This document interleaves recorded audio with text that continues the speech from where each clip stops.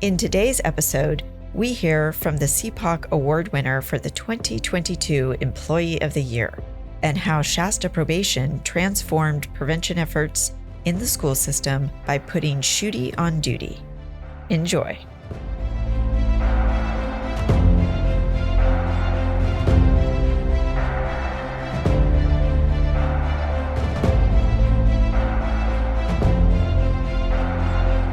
Good afternoon. Thanks so much for joining us today and driving all the way from Redding, right? Yeah. Or Shasta County, I should say. So this is really exciting for us to dive into our award winner, CPOC Award Winner of the year from last year. And glad we were able to get you into the studio. So thanks for coming today, Chief Neal from Shasta County. Yeah, thank you so much for having us. We are so excited to be here today and highlight Jim Schuette and him being the award recipient and really talking about some of the great work that we're doing in Shasta County in our schools. So thank you so much for having us. It was an easy drive down. We hit some rain, but super easy. So we're excited to be here. Great. I've been spending a lot of time with Shasta these past couple of months. We were just up there for our meeting and got a chance to see firsthand a lot of the wonderful things that you guys are doing in the county. And Officer Schuette, having you out of the county here in Sacramento is just wonderful. We really are looking forward to hearing a little bit about what you're doing. So welcome to the show. Yes, thank you. I appreciate you having us down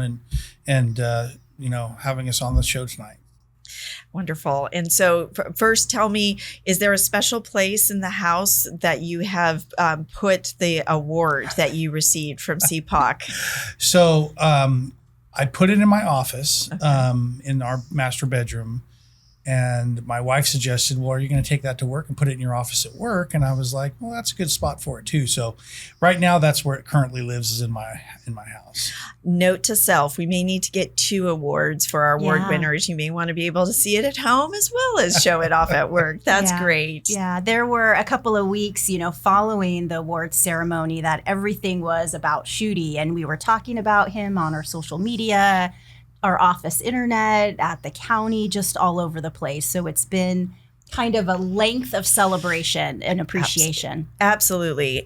And just what little I know about you and just, reading the body language here today, I think that's probably your most favorite thing, right, Officer Schuette? I'm not a big fan of celebrating myself.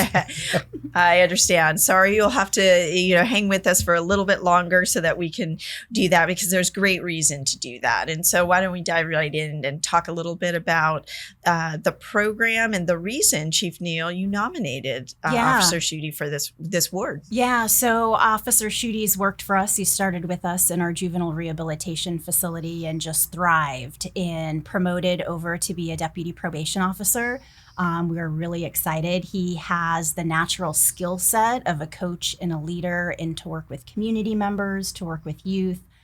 So when he came over to our juvenile division, it was at an interesting time in our community, and we had one of our school district superintendent reach out to us and really express some of the struggles that the school district was kind of trying to manage through high truancy rates, lots of referrals to the Student Attendance Review Board, low grades, fights. It was a time when the schools really started to be looking at their outcome measures, and funding started to be associated with those outcomes.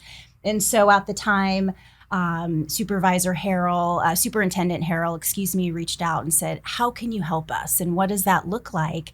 And we want to partner with you. And at that time, we selected Officer Schuette to be a juvenile prevention officer at the school campus.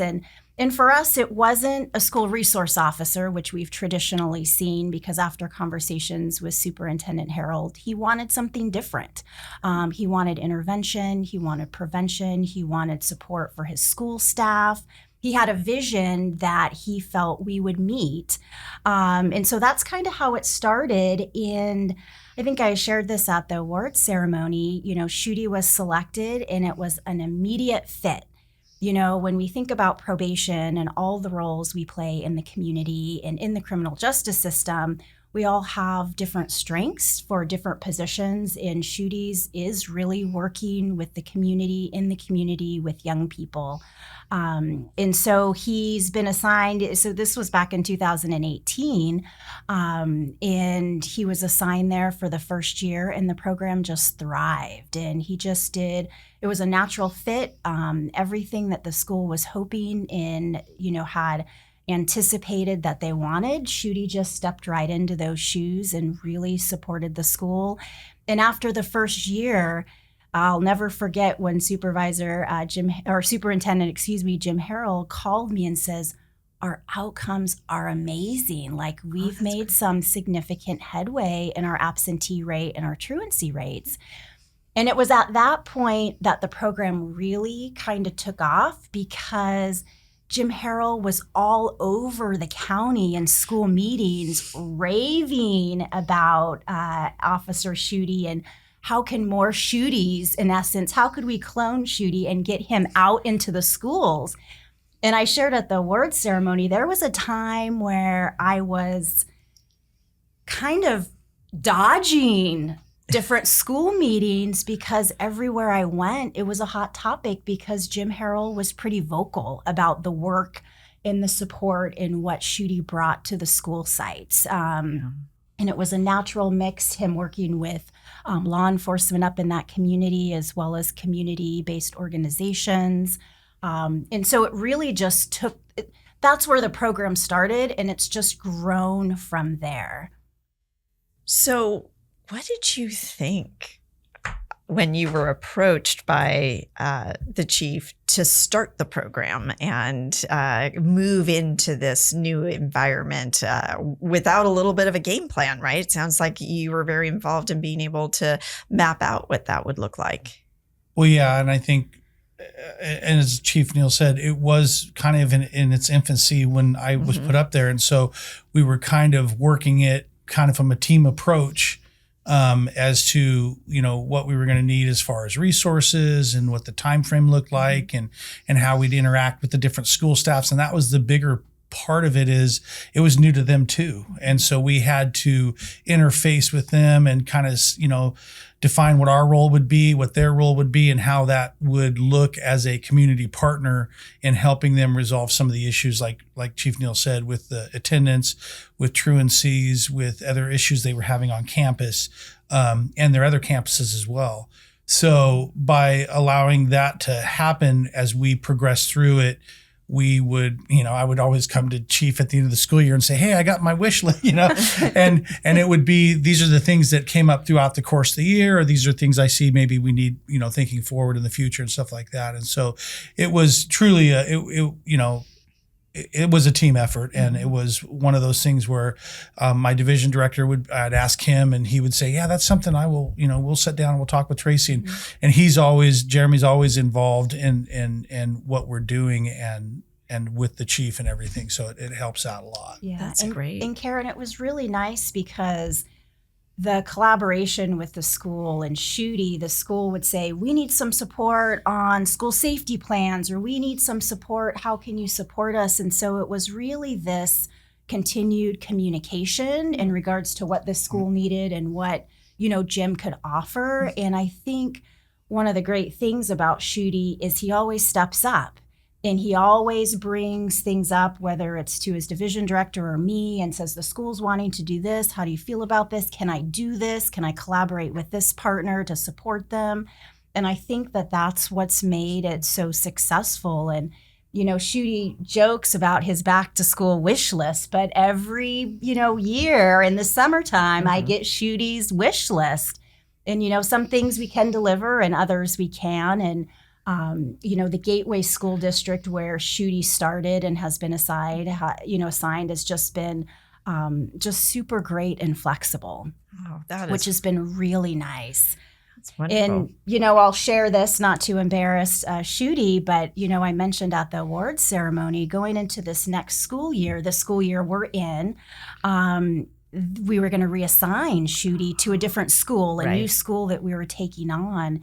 And the superintendent said, you can't reassign him. And the superintendent said, we have all new administration running our schools. We need Schuette on site, to provide that consistency. Something our juvenile prevention officers all do is they provide education and support to school staff.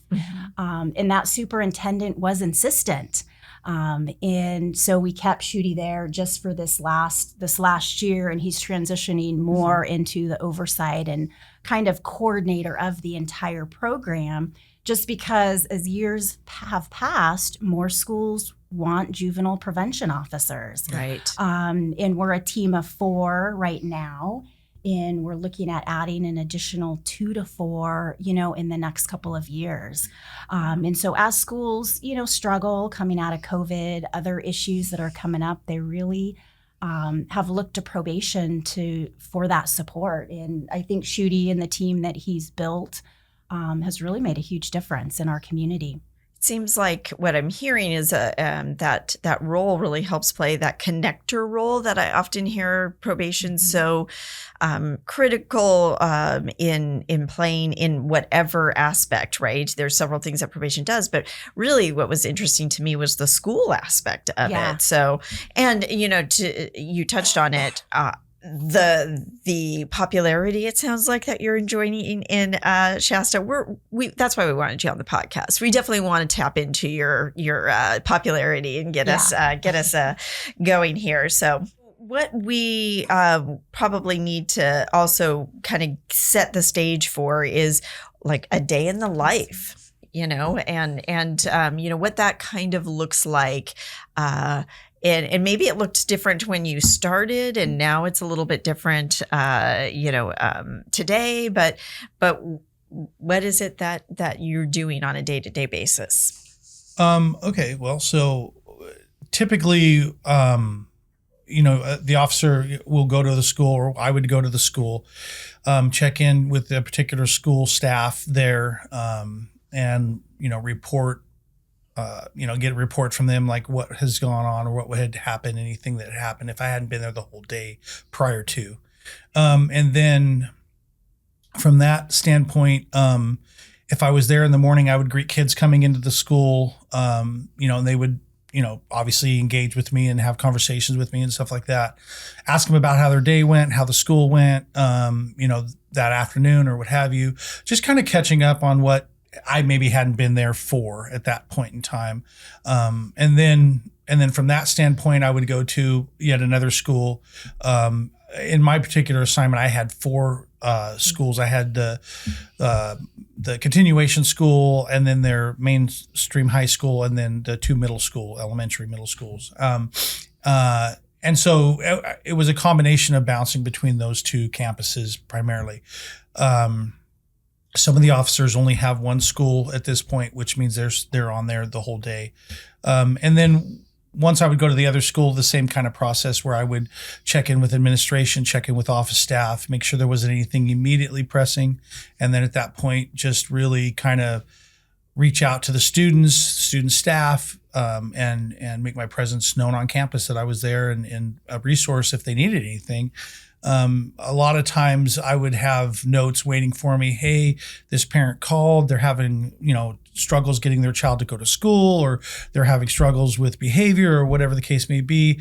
And a lot of times we could make some referrals or some services to possibly parent partners or parent projects and things like that. And at least get them pointed in the right direction, so that, because they're not maybe law enforcement issues at that point, but if attendance starts to become a bigger issue, or there starts to be other things going on, the idea behind that early intervention and prevention is we can avoid those before they become serious issues. Right. So you're trying to deflect kids from getting into a system, a juvenile justice system, right? Right. Because traditionally, right, that's what we've done is we haven't really dealt with the kids until they've been arrested by law enforcement, or they have issues that have brought them to us. And so, and in some cases that still may happen, but at least we're trying to be proactive in avoiding that from occurring. Right. Keeping that from occurring. Well, and I'll say, our officers at the schools are very popular. And so we have a young man from Gateway School District that sits on our Juvenile Justice Commission. And he comes to our meetings and just raves about Schuette and Schuette's always in the parking lot, welcoming as students come, as they exit, and doing some, control of that situation as well as at games. And it was pretty funny. Somebody showed me a picture. There were a couple of students out at another campus that actually for Halloween dressed up as Athena, one of our juvenile prevention officers. And so it was actually a picture of these boys that were, for Halloween dressed up to be just like her. And they're very popular. And, kids look forward to talking with them and seeing them and having conversations. And as we know, young people are looking for support and that mentorship and that positive reinforcement. And that's kind of what they do. And Schuette does an amazing job at it. So I will say when Schuette came with his back to school list, I need my vehicle decaled and a few other vehicle items, because of his presence and people see him, we went ahead and did that for him. Yeah. And now that's just part of our team is that we have, certain items associated with our vehicles. Right. So. Yeah.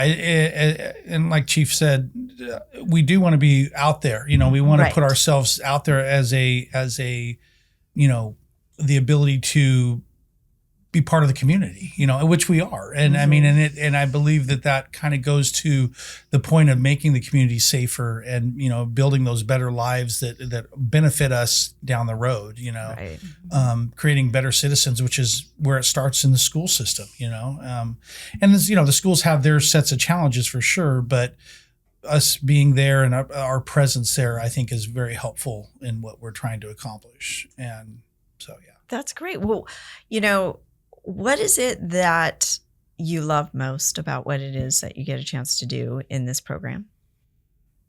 For me, I think it's the coaching type of aspect of it, the mentoring piece of it. I think working with kids and youth keeps you younger.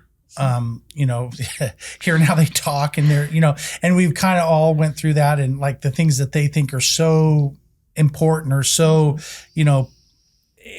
you try to have those conversations. It's like, well, let me put it into a little more reality or a little more perspective and stuff. And being able to talk them through some stressful situations or some situations where they seem stressed out that they don't really need to be stressed out. And they just need that voice of reason or mentoring that, kind of can point them or coach them in a direction that is, maybe a better thought process. And so I think that's probably the most rewarding piece is when you talk to a young person and you get to see the impacts you made on them, like Tracie was saying, where they are excited when they see you and they want to dress up like at Halloween and stuff like that. Like you're making an impact on those kids, and who knows what they'll go on to do. Right. And a positive impact, right? There's different ways of making impact. And it sounds like this is one of the stories that really touched me because I thought this is what probation seems to do on a daily basis. And it was a great illustration of, why it can be so important to a community. So that's... And all of our officers do a great job. I mean, it's not just, it's our juvenile probation officers that have case carrying loads and our adult, they all make such a huge impact on the lives of the people they serve and stuff like that. So, that I would be remiss not to, say that because they definitely do. So, yeah, absolutely. Well, and it's nice, because before this concept and before, kind of deploying officers onto campuses, we hadn't been as proactive with prevention as I think we want to be. Right. And I think this and these programs and the support of the schools has really given us that option. And I think it's making a difference. I think just the healthy conversations and having the resources and what our officers are able to engage with, whatever's happening that day, I think has really made a difference. And I know, we've talked a little bit about school safety and security and kind of, with different things going on in all communities across the United States. Our juvenile prevention officers play an important role in those drills and helping with school safety plans in being on site in case something does happen. Right, right. I would imagine that's in a way a leverage, a force multiplier, right, for the schools to be able to Yeah. really do what they're supposed to be doing and want to be doing, and the connections, and the kids can take full advantage of what they're supposed to be doing Yeah. in an educational setting if they're not having to worry about some of the safety issues. Yeah. So it sounds as though that's kind of a dual role. Yeah, like absolutely. the chief said, because we're on campus, and so we're right there. If something like that was an incident, critical incident of some nature was to occur, they're not waiting for necessarily a response time when we're on that particular campus, Right. and so that does speed up the process, like you said, because we're not, driving to a location. In some cases, we may have to do that if it's Sure. not a school we're at, but if we're at one of those main campuses where, statistically, those are things are likely to happen, it does cut down on that response time, and we are able to respond to those kinds of situations and threats. So, Yeah. Well, and I think the schools have really appreciated, and one of the reasons why I think we keep getting additional requests is because our juvenile prevention officers come with so many resources and skill sets that they don't necessarily have on campus. And so if a suspected child abuse incident comes up, or a 5150, or a mental health crisis, our JPOs are able to support, and a variety of things that come up, and they have the skill set, the resources, and they know what's available in the community to make those referrals and provide that support, as well as to do home visits or other things that might come up.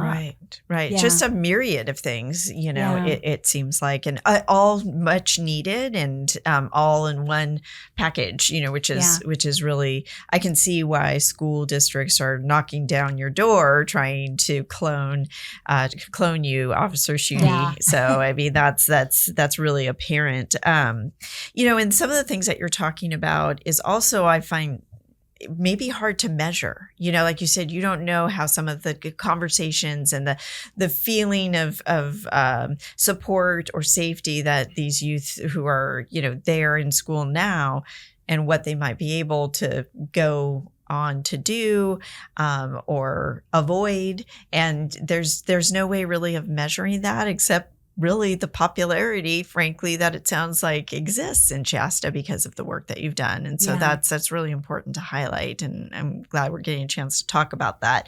A couple of things, just as people are, they're definitely excited. I am sure, as they're listening to this story, they all want a shootie on duty.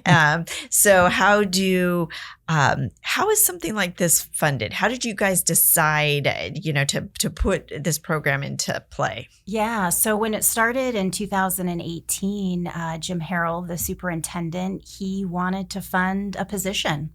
And so, we worked with him. And so almost all of our JPOs are really funded from that school district. Okay. And so they provide the cost for the officer, as well as other operational costs. And that's how it's worked. Yeah. Well, obviously that's proof in the pudding, right? I mean, if somebody is willing to, kind of look at actually paying for that kind of a service, it's great. And then of course it does have all these other dividends, as you were saying. Yeah. Yeah. So we've been really lucky. Like I've said, our schools are great collaborative partners, and they've really stepped up, and they've wanted juvenile prevention officers. And we just feel fortunate we've been able to move in that direction to support them. That's great. Officer Schuette, you mentioned coaching, and when we were talking before we started hitting record, you did share with me, although this is no surprise because I think we have a lot of probation officers that play this role, but coaching is really important to you in the literal sense as well. So tell us a little bit about your coaching. Yeah, well, and I do think it translates. I've been coaching for 25 years or something. And at all different levels, from the youth all the way up to college football. And so when you're dealing with 30 or 40 or 50 new kids every year, you have to learn a lot about personality and what what each one individually brings to the table. And you really do interact with all of them, and the way you maybe get through or connect with little kids, that are 8, 9, 10 compared to middle schooler or high schoolers, and then young men that are in college. So there's, all those different levels of communication and coaching, and they're all uniquely different in some ways, and I think that's what's been super helpful with this program, because, you do deal with, elementary school age kids, and then you'll deal with middle school age kids, and then high school kids, and so we don't really deal with the college side of it, but a lot of them are going to college, or they're going to, age out. They'll be 18 when they're in high school, and that conversation of, hey, you're 18 now compared to when you were 17 or 16, and those kinds of things. So I think that ability to mentor and to be positive and to, show them how to measure small successes, and it's about them getting better, not necessarily about, anything other than just what's important for them to be successful. And I think those are things that, that's really who you should try to be better as yourself every time. And if you can be better and you improve your life every day, then you're actually moving in a positive direction. So that's the message I try to. It sounds like you can't possibly have enough time in the day to do some of the things that you're talking about doing, but that sounds like, something that you'll have to, kind of keep thinking as how to manage. But it also sounds like coaching is in some ways maybe continuing education for what you are doing on the ground with your day job. Yeah, it is. I mean, I use a lot of the same techniques and stuff like that. And so it does. It does translate, and I think it's really important that in fact, a lot of the guys that are working as our JPOs have coached or played sports. And I think that team, that's the other part of it, I think sometimes, is being a good team player and being able to, actually use your teammates to support you in things that maybe you're not super good at, like my phones. But those things are all really helpful. And just like the program, when we started putting it together and stuff, there was a lot of other officers that helped support that. The other range masters, Athena Navone and Jason Colomb, and just various officers at, the time that were super supportive in what we were doing and helping and getting it all set up. So that's great. Yeah. It's a great point, Schuette, that you make, is that this isn't necessarily does it always fall under traditional probation work? Right. And I think a good point that Schuette made about the teamwork is our juvenile prevention officers are on site, kind of working solo with the school staff and the students. And, Schuette and the whole team has done a really great job on supporting each other, because lots of things come up all the time at schools that you need that support. And that's something that Schuette and his team have just done a great job at, is making sure that they're available, they're checking in with each other, because you are kind of out there on an island, and it is kind of outside some of the other juvenile work that we do. Right. Even though the skill sets, it sounds like, that are needed are very much run through all of the different things and different roles that probation plays. Yeah, absolutely. You think that's why, Chief Neal, that when the problem was identified, perhaps in the community and needing this, that one of the first places maybe they were coming for help was probation? Yeah, I do. I really do. I mean, Jim and I had some honest conversations about what was going and what he knew we could provide and what resources we could bring. And and we talked a lot about it, and we talked about what it would look like, what the program would look like, and then after that first year, and he was running around the community just raving about the program. I think that's why so many people and other schools quickly jumped on, because they know what we're capable of, and they know our impact and the resources we bring, and they really have seen us as a solution, which I think has really been great. And we have authority and we're enforcement, but when we think about prevention, we bring a different side to that, and I think that's made a huge difference. And I think all the officers that we've had on site have naturally molded into what their school districts are looking for. we have individualized case plans. We do things individually to meet the needs of someone who might be on a caseload. It sounds like you're individually looking at, what is needed at the school district level, at the school, at the just student body level, to try to come up with ways to help. So, I mean, if there are anybody listening to this podcast that's thinking, what does a probation officer do? How many rules? And there's a lot of things you need to know. But what always strikes me is just fascinating is if you really want to have a different day every day and like kind of creativity to your job, probation seems like you could do that. Is that how you feel? It is a great career. Yeah. And I would recommend if you are the kind of person that really wants to affect change in your community and be active in that change, that is absolutely one of the best jobs and the best ways to be able to do that and have success, because it does make such a huge impact. And like we talked about, you just don't know how far down the road that impact happens, but you'll see it. And when you do, it's like, oh, okay. Or you'll have somebody come up and say, hey, remember my freshman year when I was getting in trouble or fights and I talked to you and now I'm graduating and I'm going to Montana State or where, what I mean? It's like, wow, what a great turnaround, And so I think that it's like you said, it's sometimes hard to measure those impacts, but those impacts are happening on a daily basis.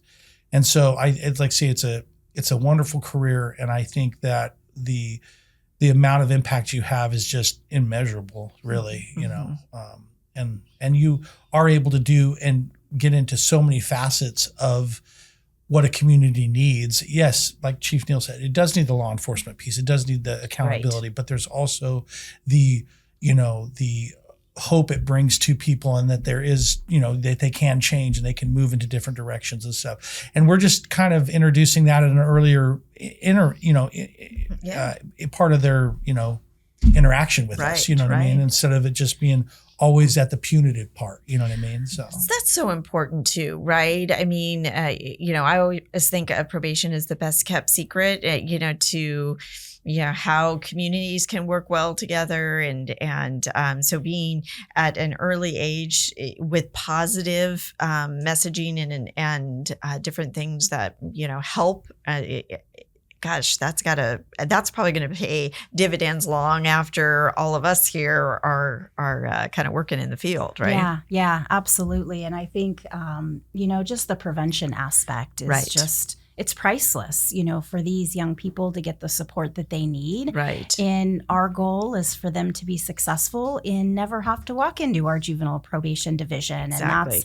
And that's the work. And I hope, when we think about outcomes and measures for our juvenile prevention officers, we hope that the schools will see those changes that they're looking for. But then on our end, we're hoping we won't see those kids come in our doors. Right. And we want them to be healthy and grow into young adults. Exactly. By the time they reach our door, it was because maybe there wasn't a shooting on duty a lot earlier in their life. Yeah. Right. Yeah. What's the future hold? Yeah, so I think, every year after school starts, I always get the frantic calls from school officials. Can we add somebody? Can we do this? And so, we're trying to manage our capacity, because I think that's important, because we do a lot of other within our juvenile division, a lot of other services and prevention work, and we have a lot of things we want to do. Right. And so we're slowly, trying to grow. Schuette and his team have worked really hard on a juvenile prevention training. Oh, great. And so we do that in our summertime, and we train really. It expands out into some other officers so that they can fill in, but also understand what's happening at our schools. Schuette and I are working on a special project. And so I think we'll keep that under wraps at this moment. What a tease. I know you want to come back in a few months. I get it. It's pretty, I really appreciate our staff and our team at probation. We have a lot of innovative thinkers, a lot of thinking outside the box to really see how we can reach different aspects of our community. So we've been working on a special project. I'm excited. I know Schuette's excited, and we have a few other partners out in the community that are, clapping us on and cheering us on. So that's exciting. So we're hoping to add 2 more juvenile prevention officers this next school year. So that would be 23, 24. So, and then we're just going to kind of see. We're just going to see where it goes and what the need is, and and try and adjust as school, schools reach out to us. And I know we were talking on our way down here, there's a couple of schools, honestly, we'd love to work in. We see some of their struggles in, Schuette and others are talking to officials who they need our support, and we want to be able to provide that. And again, it's looking at that prevention and those long-term outcomes.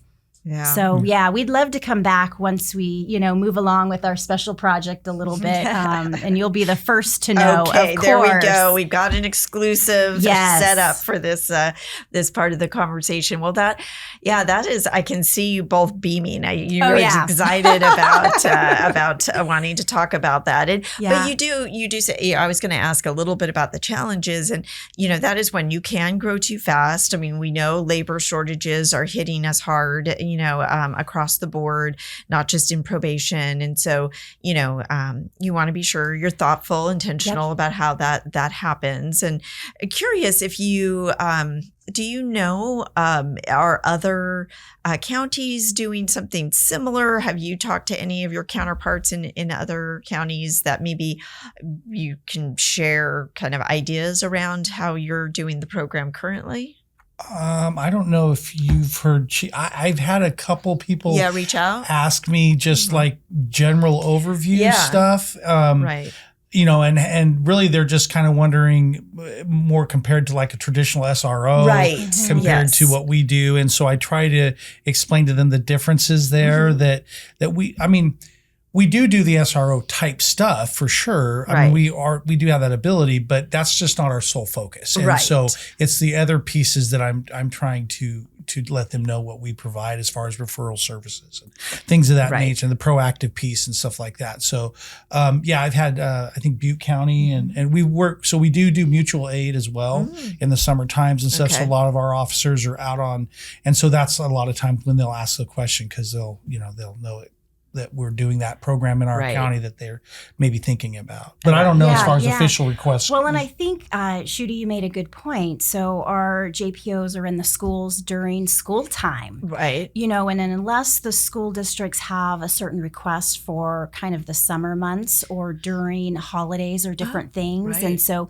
we really try to be intentful and focus them in other areas in the summer months, which mutual aid is one of them. And so, as you know, the North State has had fires, floods, we've had a lot of impacts. And so that team is the first to respond, which feels good that we have a team that we can dispatch that doesn't impact other probation services. But I just wanted to touch on something you said that I think is really important is we want to be purposeful. We don't want to over excel ourselves, and we don't want to roll something out that we don't feel confident in. Sure. And so I think that's important as we think about growing. We need to grow at our own pace for the team that we have and the staff that we have. Right. While we always want to help and be supportive with our partners, I think that's just a super important point. Sure.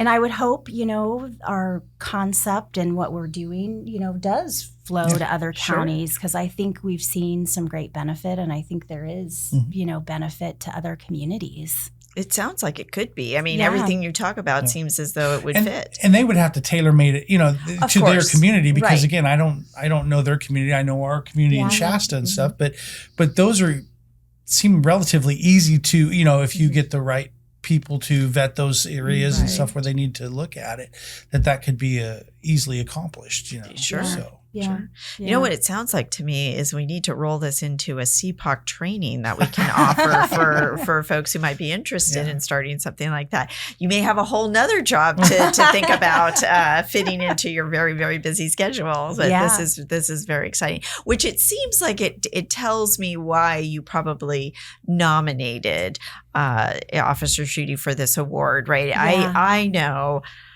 there are so many great people in your department in Yep. particular. Yep. I've met Yep. a lot of them, and just across the state, it would be so hard, I would imagine, Oh, to yeah. decide, which one. But there's something special here. I can see it and hear it Yeah. in your voice around why you wanted to really uplift this particular program. Yeah, so absolutely. So, like I said, Schuette's done this program for many years and has really grown it and developed it.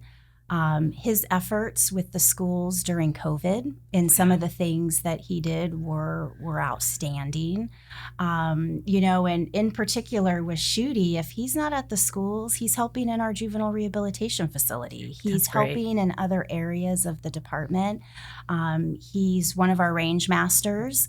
And so he does a lot of work to assure that our armed officers are receiving some of the best training. Honestly, we're in the state. I mean, they train, in the skills that they're working on pretty much every other week is outstanding. He's a field training officer, so he does that. And whenever we need mutual aid, he's the first to step up. And so it's just, when we think about all of our amazing staff and everybody that does so much every day in our department, in all departments across the state, I mean, he just has been exceptional. Yeah. And some of the things that he talked about in regards to coaching, he naturally does motivational interviewing. He naturally intrinsically motivates people, and his energy just radiates,